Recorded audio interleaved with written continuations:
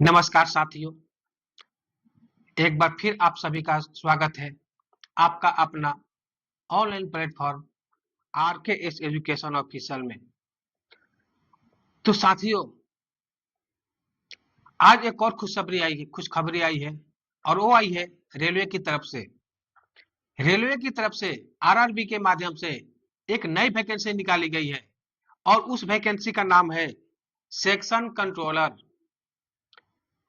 तो साथियों, रेलवे में एक और नई वैकेंसी आ गई और ये वैकेंसी RRB के माध्यम से सेक्शन कंट्रोलर की आई है। आप बोलेंगे कि हमने तो कभी इस वैकेंसी के नाम सुना ही नहीं था।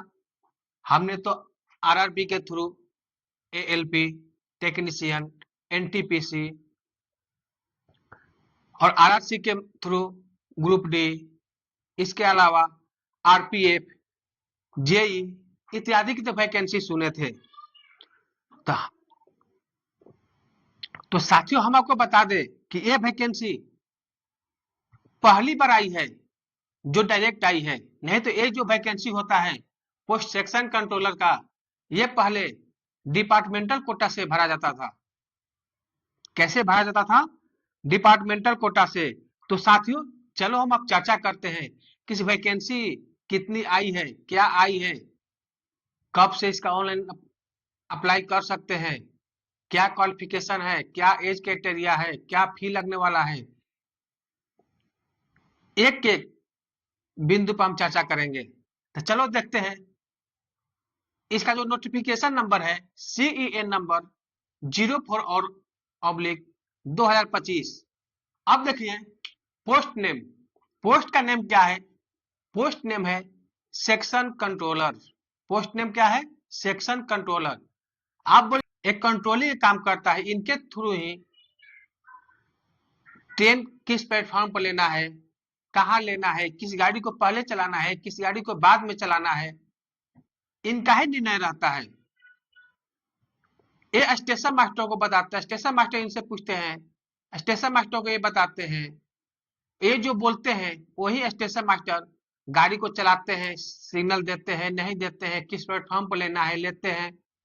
ये सब ये जो काम है सेक्शन कंट्रोलर का काम है। ये बहुत टफ सर्विस है, इसका ड्यूटी भी टफ है। तो चलो देखते हैं पोस्ट नेम क्या है, सेक्शन कंट्रोलर। टोटल पोस्ट कितना है? 368। ये जो वैकेंसी आई है इसमें टोटल पोस्ट संख्या 368 है। देखने में तो पोस्ट बहुत कम है, लेकिन सेक्शन कंट्रोलर का पोस्ट भी कम होता है। पोस्ट के हिसाब से 368 पोस्ट है सेक्शन कंट्रोलर का। अब देखते हैं कि ओपनिंग डेट ऑफ एप्लीकेशन, इस फॉर्म के लिए अप्लाई कब से कर सकते हैं। तो इस फॉर्म को अप्लाई करने आपको जब करना होगा तो आप कर सकते हैं 15 सितंबर 2025 से। इस फॉर्म को भरना स्टार्ट हो जाएगा 15 सितंबर 2025 से। Closing date of application last कब करेंगे, लास्ट डेट कब रहेगा एप्लीकेशन क्लोजिंग का? तो लास्ट डेट रहेगा इसका 14 अक्टूबर 2025। मतलब ये फॉर्म 15 सितंबर 2025 से भरना स्टार्ट होगा और क्लोजिंग डेट जो है 14 दिसंबर 2025 को है। एजुकेशन क्वालिफिकेशन के बारे में देखते हैं। एजुकेशन क्वालिफिकेशन ओनली ग्रेजुएशन है, इसमें कोई अलग से टेक्निकल डिग्री नहीं मांगी गई है या कोई अलग से कंप्यूटर कोर्स, मतलब कोई भी डिग्री हो नहीं मांगी गई है। केवल आपको ग्रेजुएशन होना चाहिए, चाहे किसी भी सब्जेक्ट से हो, किसी भी सब्जेक्ट से हो। अगर वो ग्रेजुएशन पास है तो वो इस फॉर्म के लिए एलिजिबल है, वो फॉर्म अप्लाई कर सकते हैं। अप्लीकेशन फी देखते हैं। अप्लीकेशन फी जनरल और ओबीसी, जनरल और ओबीसी के जितने भी कैंडिडेट हैं उनके लिए फी 500 रुपया है। कितना लगेगा? जनरल ओबीसी के लिए 500 रुपया लगेगा। उसके बाद देखते हैं ST, SC, फीमेल, PWBD, एक सर्विसमैन। ये जो है ये जो है इनके लिए कितना है? 250 रुपया है। इस फीस में से बाद में आपको रेलवे की तरफ से वापस भी किया जाता है, रिटर्न भी किया जाता है। लेकिन किसको रिटर्न किया जाएगा?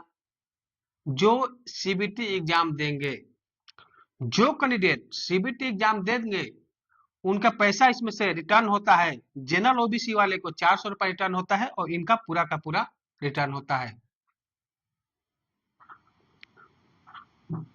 ये तो हो गया। तो ये जो रिटर्न होगा उन्हीं उम्मीदवारों का होगा, उन्हीं कैंडिडेट का होगा जो फॉर्म भरने के बाद एग्जाम देंगे। अगर कोई भी कैंडिडेट एग्जाम नहीं देता है तो उस स्थिति में इनका जो एप्लीकेशन फी है इसमें से जो कुछ भी रिफंड मिलने वाला उनके रिफंड उनको नहीं मिलेगा। तो चलो अब देखते हैं कि इस फॉर्म को भरने के लिए कितना एज होना चाहिए। तो जो एज की क्राइटेरिया है 1/1/2026 मतलब 1 जनवरी 2026 को 1 जनवरी 2026 से आपका एज न्यूनतम और अधिकतम की गणना की जाएगी। तो देखते हैं कि न्यूनतम एज कितना है। न्यूनतम एज इसका है 20 साल। यानी कि कोई भी अभ्यर्थी, कोई भी कैंडिडेट, कोई भी स्टूडेंट अगर 20 साल के हो गए हैं और उनके पास ग्रेजुएशन की सर्टिफिकेट मतलब ग्रेजुएशन पास है तो इस फॉर्म को वो भर सकते हैं अगर 20 साल हो गया तो। अब अधिकतम एज देखते हैं। अधिकतम जो एज है 33 वर्ष है। मतलब कि जो 33 वर्ष है इसका अधिकतम एज है। लेकिन जो ये एज है अधिकतम ये जनरल के लिए है। जनरल के लिए जो भी है जनरल कैंडिडेट के लिए है। 33 साल जो एज होगा जनरल कैंडिडेट के लिए होगा। अगर कोई भी कैंडिडेट अगर ओबीसी में आता होगा तो उनको प्लस 3 साल का एज रिलैक्सेशन मिलेगा। मतलब कि इनके लिए अधिकतम ओबीसी के जो भी कैंडिडेट है उनके लिए अधिकतम एज क्या हो जाएगा 33 टोटल मतलब 36 साल। 36 ईयर्स मतलब उनका अधिकतम एज होगा 36 साल।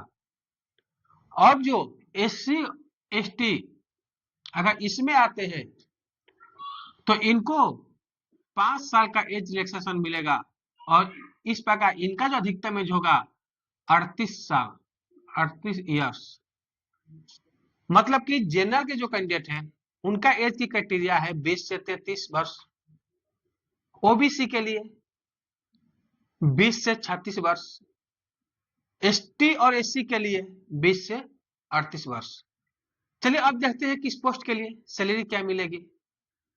तो इस पोस्ट के लिए ये जो पोस्ट है ये पे लेवल 6 की पोस्ट है। पे लेवल 6 की पोस्ट है और इसका जो बेसिक सैलरी होता है 35,400। इसका जो बेसिक सैलरी होता है वो होता है 35,400। तो आप बोले थे पेमेंट तो कम है सिर्फ मिल रहा है 35,400। तो आपको बता दें कि बेसिक सैलरी है। बेसिक सैलरी है इसमें आपको अलग से डीए मिलेगा, एचआरए मिलेगा, टीपीटी मिलेगा प्लस अन्य भत्ता ये भी मिलता है। ये तो बेसिक हो गया। बेसिक साथ डीए एचआरए टीपीटी प्लस अन्य भत्ता ही मिलता है। इस हिसाब से देखा जाए तो इसका जो स्टार्टिंग सैलरी होगा स्टार्टिंग सैलरी 70,000 के आसपास होगा। 70,000 इनका स्टार्टिंग सैलरी होगा। 70,000 कहीं 70,000 से कम होगा कहीं 70,000 से अधिक होगा। ये निर्भर करेगा कि जहां कहाँ पोस्टिंग हो रहा है उसका एचआरए कितना मिल रहा है, टीपीटी कितना मिल रहा है, उस पर इसका सैलरी अप्रोक्स 70 के आसपास आएगा। अब देखते हैं चयन प्रक्रिया। अब देखते हैं चयन प्रक्रिया। इस पोस्ट के लिए चयन होने के लिए आगे का क्राइटेरिया क्या है। तो इस पोस्ट पर आप चयन करना चाहते हैं, चयन होना चाहते हैं तो सबसे पहले आपको रिटन टेस्ट पास करना पड़ेगा। और ये जो रिटन टेस्ट होगा ऑब्जेक्टिव टाइप होगा, ऑब्जेक्टिव होगा और इस एग्जाम एग्जाम पास करने के बाद आपको मेरिट लिस्ट के आधार पर डीवी के लिए बुलाया जाएगा। और ये जो एग्जाम होगा सीबीटी होगा। सीबीटी मतलब कंप्यूटर बेस्ड टेस्ट, कंप्यूटर आधारित टेस्ट होगा। मतलब इसका जो भी एग्जाम होगा कंप्यूटर पर होगा। उसके बाद जो इसमें रिटन टेस्ट के आधार पर कुछ उम्मीदवारों को डीवी के लिए बुलाया जाएगा, जितने लड़के को बुलाना होगा डीवी के लिए उतना डीवी के लिए बुलाएंगे। और डीवी के बाद क्या होगा, मेडिकल। और सबसे इसमें टफ है मेडिकल। मेडिकल क्या है, A2। देखिए यहां भी लिखे हैं मेडिकल। मेडिकल आपको A2 पास करना पड़ेगा। सबसे टफ है मेडिकल। अगर एलपी के बाद देखा जाए तो उसके बाद इसका आता है मेडिकल। एएलपी में A1 होता है, उसके बाद A2 होता है।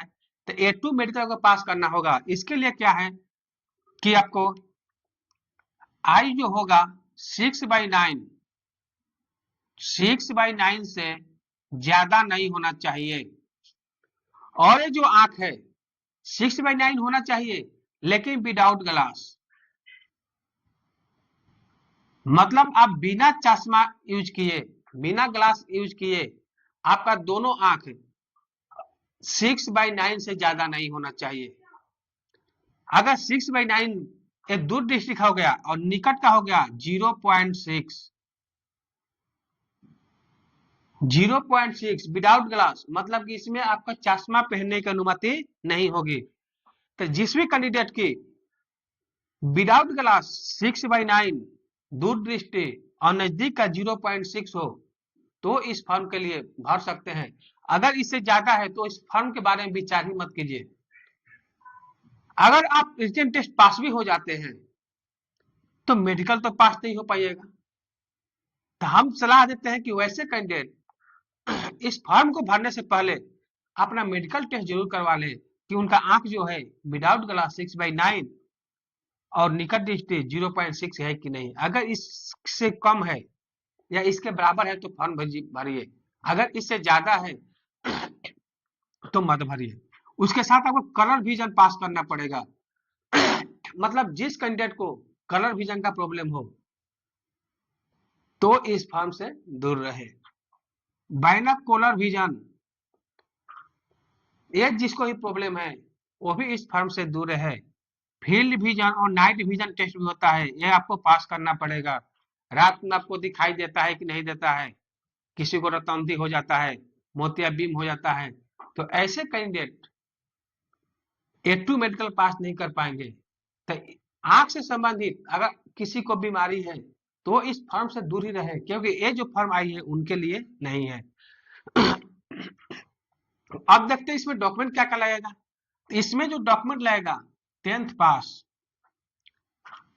10th पास का डॉक्यूमेंट लगेगा। और ये डॉक्यूमेंट जो होता है 10th पास का, ये आपका डेट ऑफ बर्थ के लिए होता है, क्योंकि जो आपका 10th में मार्कशीट या सर्टिफिकेट में जो डेट ऑफ बर्थ है वही आपका डेट ऑफ बर्थ मान्य होता है। उसके बाद ग्रेजुएशन पाई वैकेंसी, तो ग्रेजुएशन का सर्टिफिकेट लगेगा, मार्कशीट लगेगा।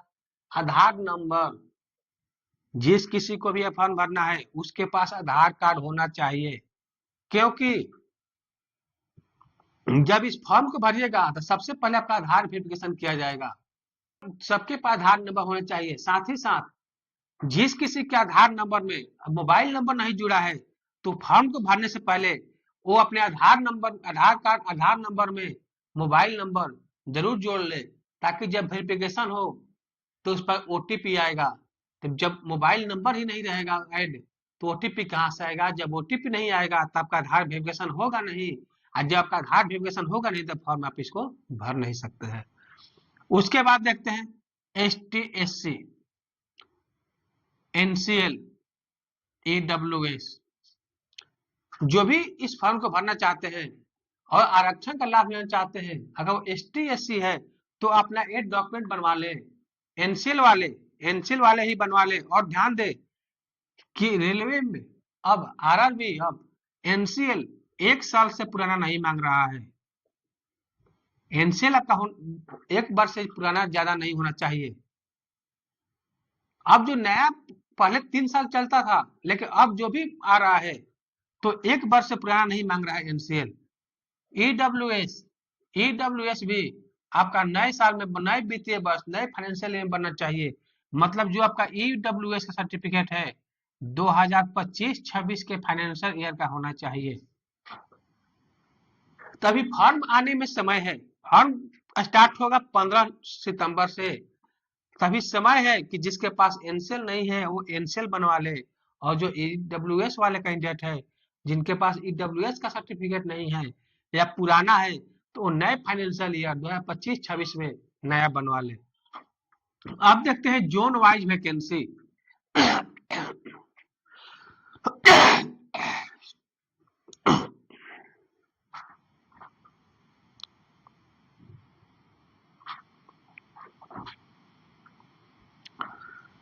तो अब देखते हैं zone wise vacancy. Zone vacancy कितना है? सेंट्रल रेलवे में 25 पोस्ट है, ईस्ट रेलवे में 19 पोस्ट, एनएफआर में 22 पोस्ट है, एससीआर में 31 पोस्ट, एसआर में 29 पोस्ट, ईस्ट कोस्ट रेलवे में 24 पोस्ट, एनआर में नॉर्थ रेलवे में 21 पोस्ट, एनसीआर में 16 पोस्ट, एसीआर में 12 पोस्ट, एसडब्ल्यूआर में 14 पोस्ट, ईसीआर में 32 पोस्ट, एनईआर में 14 पोस्ट, एनडब्ल्यूआर में 18, एसीसीआर में 23, डब्ल्यूआर में 48, टोटल है 368 पोस्ट। टोटल कितना है? 68 पोस्ट है।